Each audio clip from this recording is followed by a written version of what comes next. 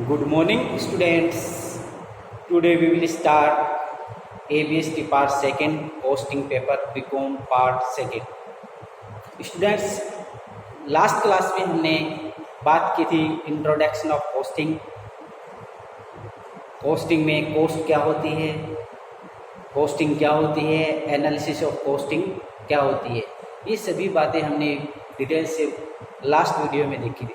आज हम कॉस्टिंग का नया टॉपिक स्टार्ट कर रहे हैं, उसका नाम है मार्जिनल कॉस्टिंग टेक्निक। स्टूडेंट्स, ये मार्जिनल कॉस्टिंग टेक्निक है, ये जो टॉपिक है वो आपके लिए बहुत ही इम्पोर्टेंट रहेगा सेक्शन सी के लिए। सेक्शन सी आपको पता है, सेक्शन सी में जो क्वेश्चन आते हैं वो 20 मार्क्स के होते हैं, तो उसमें एक क्वेश्चन आपको मार्जिनल कॉस्टिंग टेक्निक से भी मिलेगा। इसलिए आपको इस टॉपिक को अच्छी तरीके से तैयार करना चाहिए। इसलिए एग्ज़ाम के भी से भी और आज जो कंपटीशन का टाइम है उसमें प्रत्येक जो इंडस्ट्रीज है वो कॉस्टिंग में मार्जिनल कॉस्टिंग टेक्निक को ही अपनाती है, इसलिए इसका नॉलेज और भी इम्पोर्टेंट हो जाता है। एग्ज़ाम के लिए तो है ही इम्पोर्टेंट। मैंने आपको कहा कि इसमें से एक क्वेश्चन लगभग 99% आएगा 20 नंबर के लिए, तो आप समझ गए होंगे एग्ज़ाम के लिए तो अपने को तैयार करना ही है।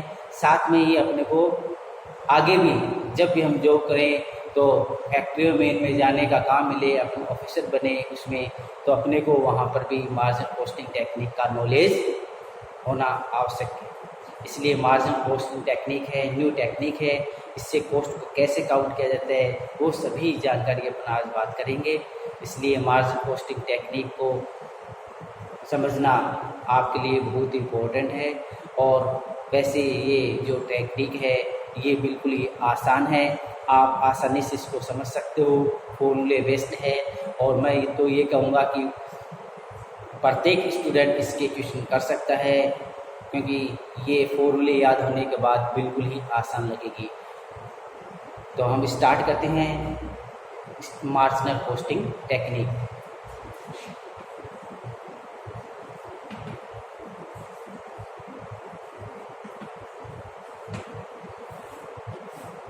मार्जिनल कॉस्टिंग स्टूडेंट्स, ये यूनिट नंबर 5 में है। अपने मार्जिनल कॉस्टिंग जो टेक्निक है ये यूनिट नंबर 5 में है, इसलिए यूनिट नंबर 5 का ये टॉपिक है मार्जिनल कॉस्टिंग टेक्निक का, जो अपन आज स्टार्ट कर रहे हैं।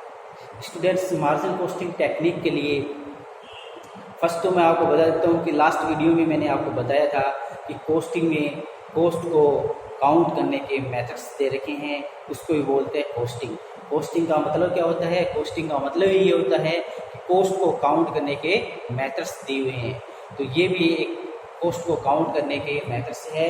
आप सेल करते हो उसमें कितना प्रॉफिट होता है, कितना % प्रॉफिट होता है, कितनी सेल्स पर आपको प्रॉफिट होगा, ये सभी जानकारी अपन इसमें लेंगे।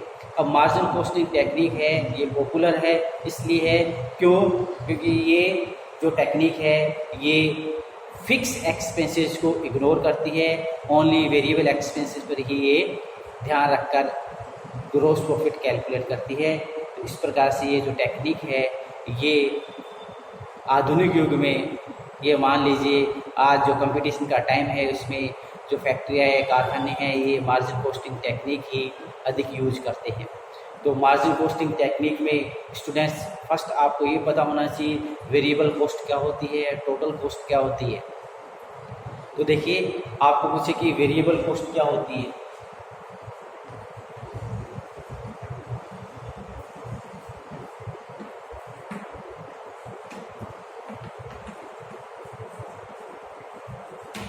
ये 2 पॉइंट आपको पता होना चाहिए इनकी डेफिनेशन, वेरिएबल कॉस्ट क्या होती है और फिक्स कॉस्ट क्या होती है। फर्स्ट हम बात करते हैं variable cost. Students, variable cost का मतलब है जो इंक्रीज डिक्रीज होता है, ऐसे एक्सपेंसेस जो इंक्रीज डिक्रीज होंगे, किसके अकॉर्डिंग? सेल्स के अकॉर्डिंग या प्रोडक्शन के अकॉर्डिंग। मीन्स ऐसे एक्सपेंसेस जो सेल्स और प्रोडक्शन के से क्या होते हैं, इफेक्ट होते हैं। प्रोडक्शन और सेल्स इंक्रीज होता है तो ये एक्सपेंसेस भी क्या होते हैं, इंक्रीज हो जाते हैं। और सेल्स प्रोडक्शन डिक्रीज होता है तो ये वेरिएबल एक्सपेंसेस भी क्या होते हैं, डिक्रीज हो जाते हैं। इसलिए वेरिएबल कॉस्ट का, वेरिएबल एक्सपेंसेस का आपको बताना पड़े कि वेरिएबल एक्सपेंसेस होता क्या है, तो आप कहोगे ऐसे एक्सपेंसेस जो सेल्स और प्रोडक्शन के अकॉर्डिंग इंक्रीज डिक्रीज होते हैं। प्रोडक्शन आपका 10% इंक्रीज हुआ है तो ये भी 10% ही इंक्रीज होंगे, और प्रोडक्शन 10% डिक्रीज हुआ तो ये 10% ही डिक्रीज होंगे। That is variable expenses. तो आप समझ गए होंगे वेरिएबल एक्सपेंसेस क्या होते हैं। वेरिएबल का मतलब होता है इसमें क्या होता है, वेरिएंस रहता है, ठीक है। ये कभी कम होते हैं कभी अधिक होते हैं, किसके अकॉर्डिंग, सेल्स या प्रोडक्शन के अकॉर्डिंग इंक्रीज डिक्रीज होते हैं, इसलिए इनका नाम वेरिएबल एक्सपेंसेस है। इसके बाद दूसरा है fix expenses. Fix expenses that is fix, standing charges भी इसको बोलते हैं, स्टैंडिंग चार्जेस या fix expenses. Fix expenses production और सेल्स के अकॉर्डिंग क्या चेंज नहीं होते हैं। प्रोडक्शन और सेल्स आपकी इंक्रीज डिक्रीज होगी, इस पर कोई इफेक्ट नहीं पड़ेगा, ये चेंज नहीं होंगे। That is fix expenses. For example building का रेंट है, फिक्स एक्सपेंसेस है। आपने रेंट मंथली या एनुअली फिक्स कर रखा है तो आपको ओनर को, जैसे आपने एनुअली फिक्स किया है कि आपके गोडाउन का रेंट है, वो आपके शॉप का रेंट है, वो 1 लाख रुपए एनुअली है, तो आपको ओनर को 1 वर्ष में 1 लाख रुपए पेमेंट करने होंगे। आप ये नहीं कह सकते कि हम इस वर्ष मैंने प्रोडक्शन नहीं किया या लॉकडाउन था इसलिए किराया नहीं मिलेगा, ऐसा ओनर को नहीं बोल सकते। क्यों नहीं बोल सकते, क्योंकि वो फिक्स एक्सपेंसेस है, उसकी डेफिनेशन में किस में आती है, फिक्स एक्सपेंसेस में आती है, जो आपको प्रोडक्शन और सेल्स से इफेक्ट होते ही नहीं है।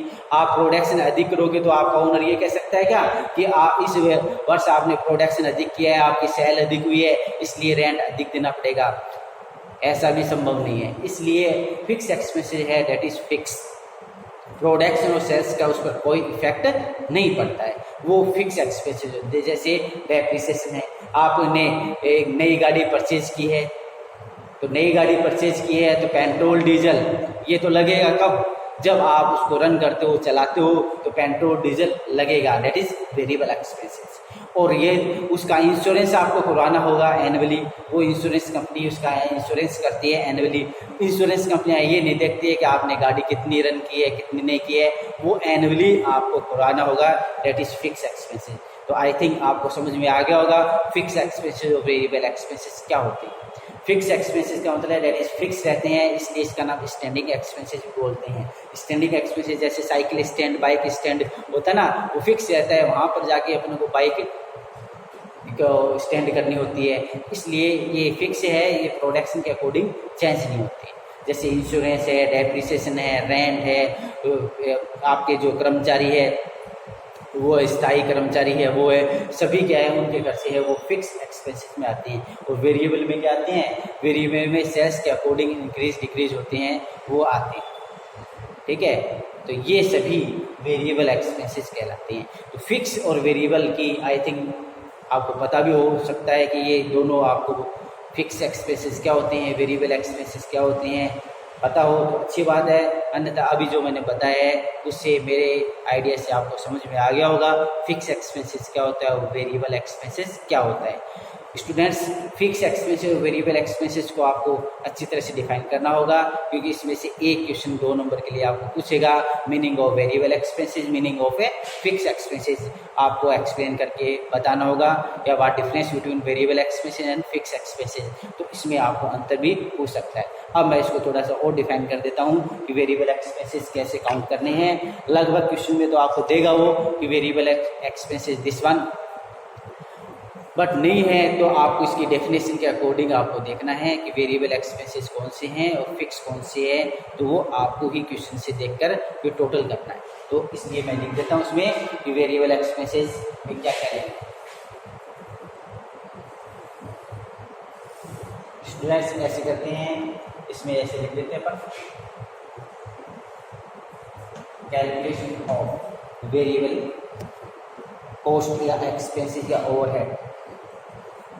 सबसे पहले लिखते हैं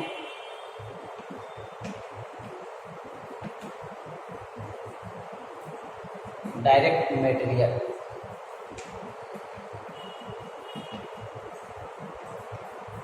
direct labour, direct other expenses, direct other expenses, ये भी डायरेक्ट इनकी आते हैं। इसके बाद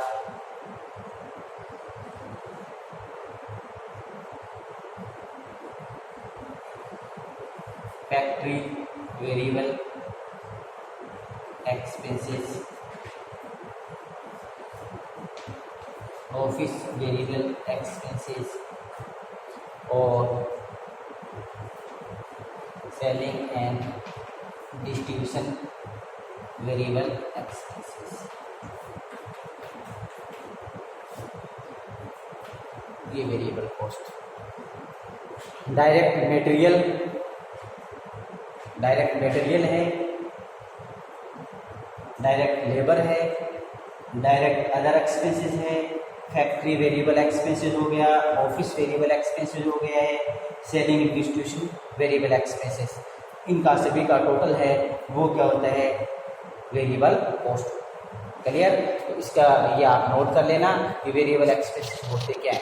वेरिएबल एक्सपेंसेस में आपको मैंने बताया all direct expenses plus factory variable overhead plus office variable overhead plus selling and distribution variable overhead, total जो है वो टोटल वेरिएबल कॉस्ट है। तो आपको बात समझ में आ गई होगी कि वेरिएबल एक्सपेंसेस क्या होते हैं। All direct expenses plus all variable expenses, कहने का मतलब डायरेक्ट एक्सपेंसेस जितने भी है उनका टोटल करना है और वेरिएबल जिस भी एक्सपेंसेस के साथ वेरिएबल ऐड है वो सभी का टोटल करना है, वो टोटल वेरिएबल एक्सपेंसेस होंगे। क्लियर? तो ये तो है variable.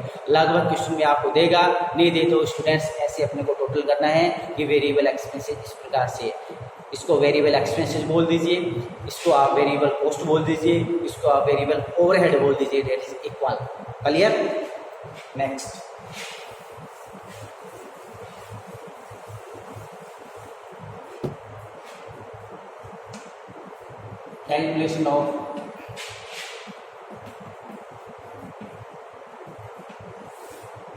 Calculation of fix cost. Fix cost में आपको क्या करना है वो बता देता हूँ।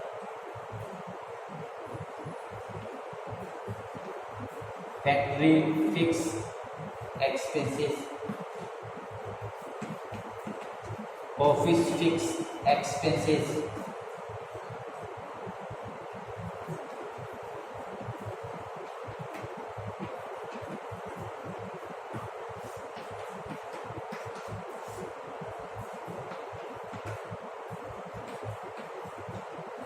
ये बिल्कुल सिंपल है। जिस एक्सपेंसेस के साथ फिक्स लगा हुआ है दैट इज फिक्स एक्सपेंसेस। देखो मैंने क्या लिखा है शॉर्ट में, factory fix expenses, office fix expenses, selling and distribution fix expenses, इनका टोटल कर देते हैं, टोटल फिक्स एक्सपेंसेस। तो फैक्ट्री फिक्स एक्सपेंसेस बोल सकते हैं, फैक्ट्री फिक्स ओवरहेड बोल सकते हैं, फैक्ट्री फिक्स एक्सपेंसेस बोल सकते हैं, फैक्ट्री फिक्स कॉस्ट बोल सकते हैं।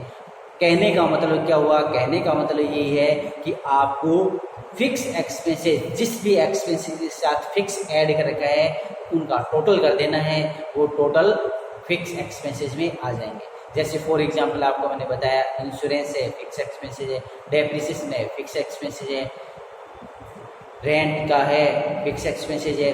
तो इस प्रकार से आपको डिफाइन करें तो ठीक है, अन्यथा फिक्स नाम ऐड करें तो उनको टोटल कर देना। आपको अलग अलग कहेगा कि फैक्ट्री का फिक्स है, ये ऑफिस का फिक्स है, ये सेलिंग डिस्ट्रीब्यूशन का फिक्स है, तो दोस्तों उसको क्या कर देना, ऐड कर देना।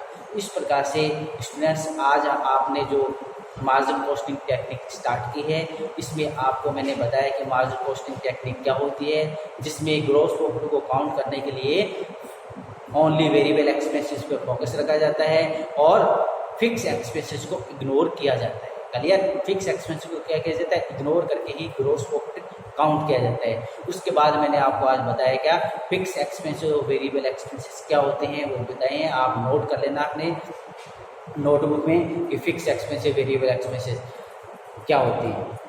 नेक्स्ट जो क्लास होगी उसमें स्टूडेंट्स हम इसका ही आगे वाला पार्ट स्टार्ट करेंगे, इसमें फॉर्मूले स्टार्ट करेंगे। तो आज जो मैंने बताया ये अपने रजिस्टर में आप नोट कर लेना। Next class we will start margin costing part 2। Thank you.